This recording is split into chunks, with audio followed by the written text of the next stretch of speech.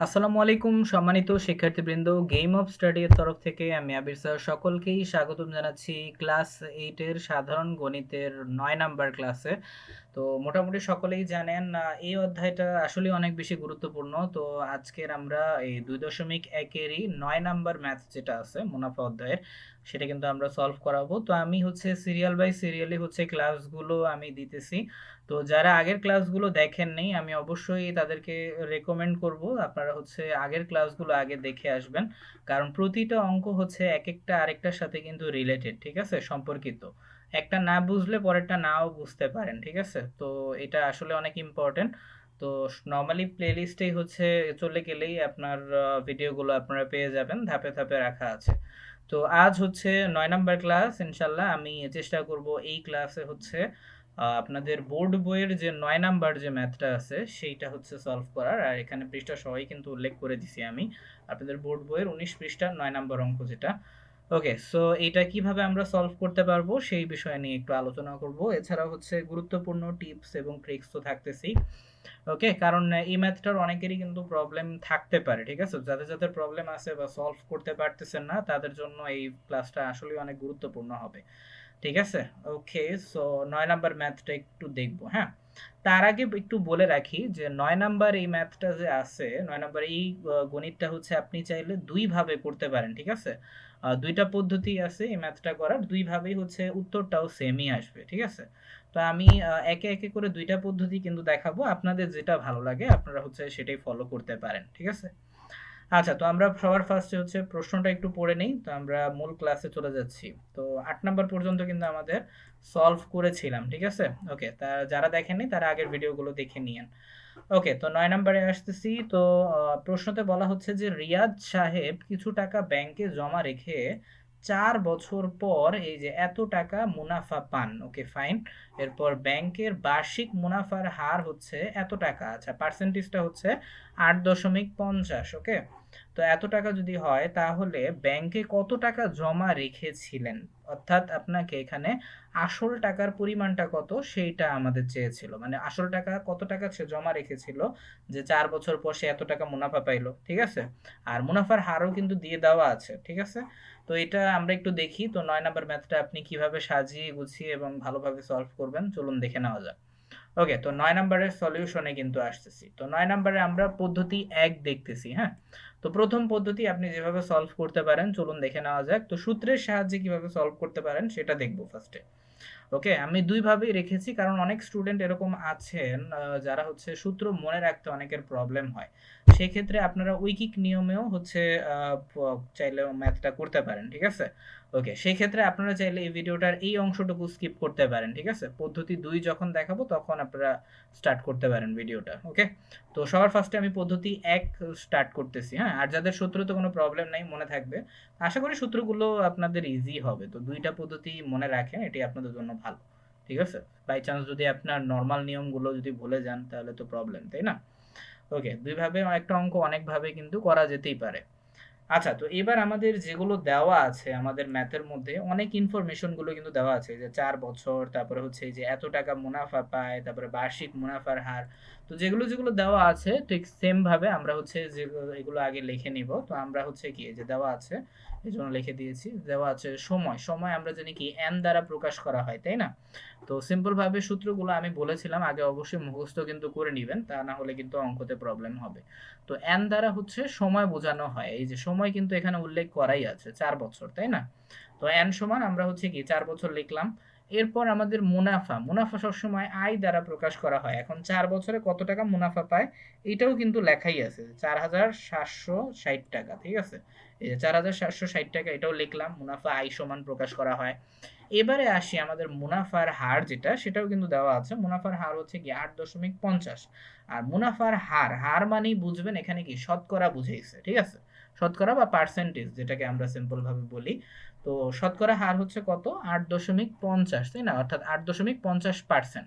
এখন 8.50%টাকে আমি একটু শর্টকাটে লিখে ফেলছি, ঠিক আছে, যাতে আমার একটু সুবিধা হয় ক্যালকুলেশনে। তো সিম্পল ভাবে আমরা 8.50, যতই পার্সেন্ট বলুক ওইটা ভাগ 100 থাকে, ঠিক আছে। এখন এখানে যদি 50% বলতো তাহলে উপরে 50 নিচে 100। এখন যেহেতু এখানে 8.50% আছে, তো সেহেতু আমরা 8.50/100, ঠিক আছে, মুনাফার হার। ওকে, কারণ হার সবসময় কি পার্সেন্টেজ দ্বারাই প্রকাশ করা হয়। ওকে, তো আশা করি এই বিষয়টা সকলেই জানি, এগুলা প্রবলেম হওয়ার কোনো কারণ নাই। ওকে, এইবার আসি আমাদের আসল, যেটা আমাদের কি বের করতে বলছে, যে কত টাকা জমা রেখেছিলেন তিনি, তাই না? অর্থাৎ আসল টাকাটা কত ছিল তিনি জমা রেখেছিলেন, যার উপর তিনি এই যে এত এত টাকা মুনাফা পাইলেন, সেই টাকাটা আমাদের বের করতে হবে। চলুন আমরা কিভাবে বের করতে পারি দেখে নেই। ওকে, তো এবার আমরা সূত্রটা যেটা জানি সেটা আমরা লিখে ফেললাম। তো আমাদের সূত্রটা কি ছিল? I ইকুয়াল টু PRN, ঠিক আছে? এটা তো আমাদের সূত্র, আশা করি এটা তো তেমন বোঝানোর কিছু নাই। তো এইবারে হচ্ছে আমরা যে মানগুলো পেয়েছি সেগুলো আমরা লিখে ফেলছি, ঠিক আছে? মানগুলো হচ্ছে আমাদের কি কি আছে দেখি। তো এখানে আই সমান আমরা জানি এই যে মুনাফা 4760, এই যে 4460, এই যে মুনাফার জায়গায় হচ্ছে আয়ের পরিবর্তে হচ্ছে আমরা কি মুনাফা লিখলাম। এরপর হচ্ছে পি, পি তো আমাদের দেওয়া নাই, তাই না? পি হচ্ছে আমাদের আসল টাকার পরিমাণ, ঠিক আছে? পি তো আমাদের নাই, তো পি পি এর জায়গায় রাখলাম। এরপর আমাদের আর যেটা আছে, আমি একটু এটা বোঝানোর স্বার্থে হচ্ছে আমি চাইলে ওই পাশে লিখে রাখছি, সমস্যা নেই। আপনারা আর এর জায়গায় আর লিখলেই হবে, কারণ যেহেতু তিনোটা গুণ অবস্থায় আছে, তো আপনি আগে পরে লিখলেও সমস্যা নেই, ঠিক আছে? তো আপনারা চাইলে 8.50/100 এটা মাঝিয়ে লিখতে পারেন, প্রবলেম নেই, সেমই। ওকে, তো আর হচ্ছে এন, এন সমান হচ্ছে আমরা জানি এন সমান হচ্ছে এই যে বছর হচ্ছে কত বছর, এই যে 4 বছর, ঠিক আছে? তো 4 বছর, 4-এর জায়গায় লিখলাম এই যে এন সমান 4 বছর, এই যে আর সমান এই যে এত, ঠিক আছে? তো এটা একটু এপাশ ওপাশ করে ভুল লিখছি যাতে আমার একটু সুবিধা হয় আর কি, হ্যাঁ। আর সবগুলো গুণ অবস্থায় আছে, তো এত বেশি একটা প্রবলেম হবে না। ওকে, তো এইবার আমরা আসি যে 4760 পরবর্তী লাইনে, এটা আমরা বা দিয়ে করছি 4760 থেকে হচ্ছে এবার যতগুলো আমাদের সংখ্যাগুলো গুণ ছিল, গুণ অবস্থায় রেখেছি সবগুলো, উপরে যা ছিল সব উপরে, আর 100 হচ্ছে কোথায় ছিল? নিচে ছিল, তার মানে 100 নিচেই থাকবে, ঠিক আছে, ভগ্নাংশ আকারে থাকবে।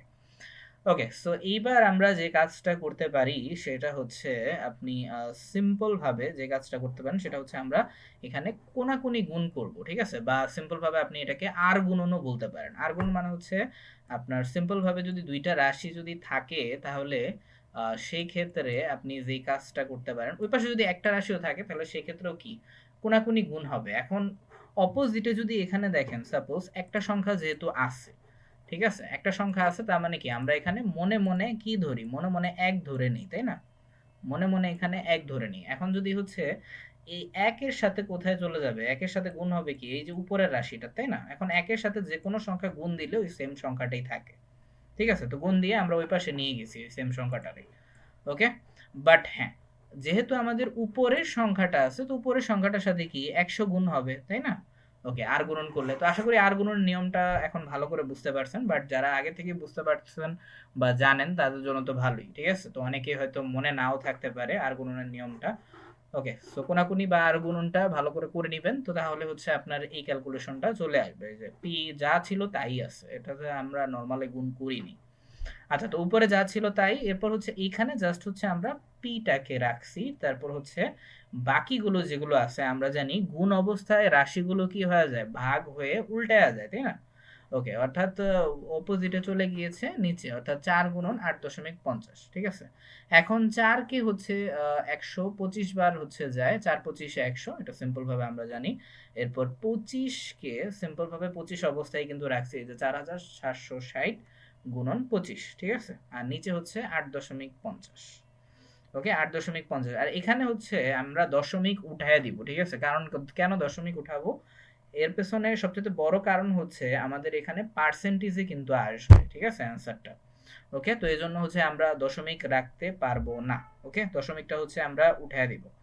ওকে, সিম্পল ভাবে আপনি যদি 100 দ্বারা যদি গুণ করেন, এটা হচ্ছে তাহলেই ও হয়ে যাবে, ঠিক আছে? কারণ হচ্ছে আমরা সিম্পল ভাবে এখানে দেখেন আমরা 100 দ্বারা গুণ করছি, ঠিক আছে, কারণ পার্সেন্টেজ যেহেতু বলছিল আমাদের।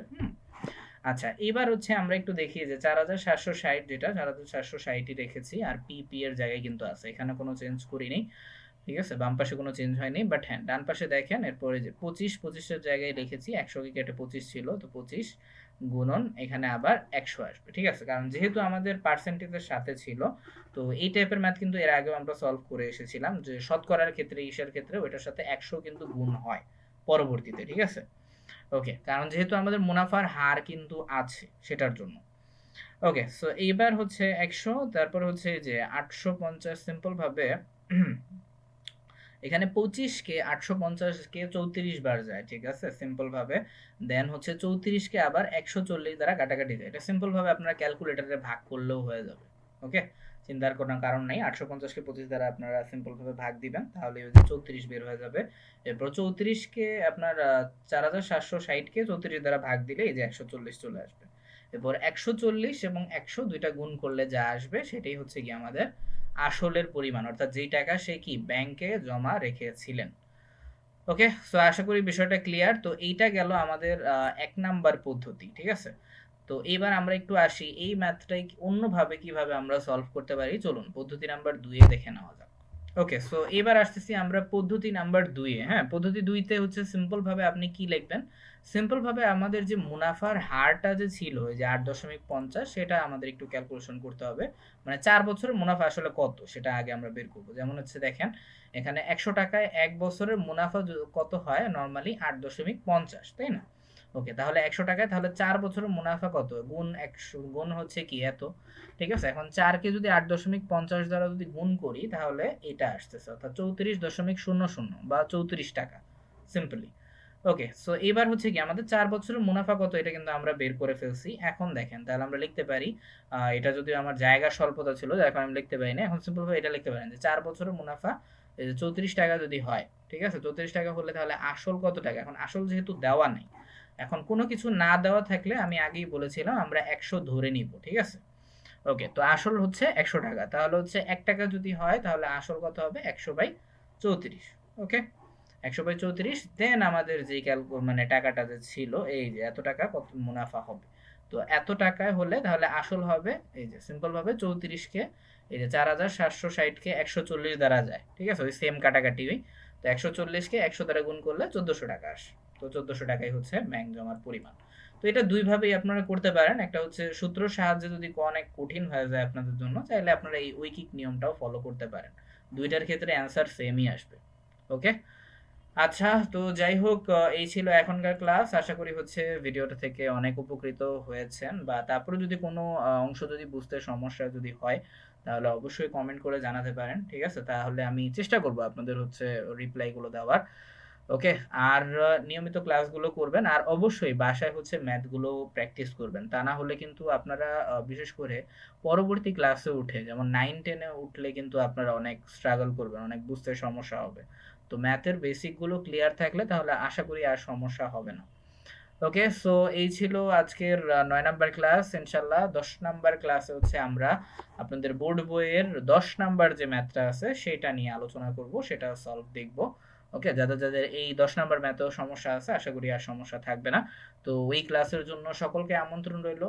আর আগে তো বলেই রাখলাম যে হচ্ছে আহ প্রতিটা ক্লাসই হচ্ছে আপনার সকলের জন্য ফ্রি অ্যাক্সেস থাকবে, আর যে কোনো সময় আপনারা দেখতে পারবেন, জাস্ট প্লে লিস্টে চলে গেলেই হবে। ওকে, আর যারা যারা হচ্ছে আমাদের সাথে ফেসবুকেও জয়েন হইতে চান ফেসবুক পেজে, তাহলে হচ্ছে তারাও জয়েন করতে পারেন। ফেসবুক পেজ হচ্ছে ঠিকানা সিম্পল ভাবে আপনারা গেম অফ স্টাডি অফিসিয়াল লিখলেই চলে আসবে পেজটা, ঠিক আছে।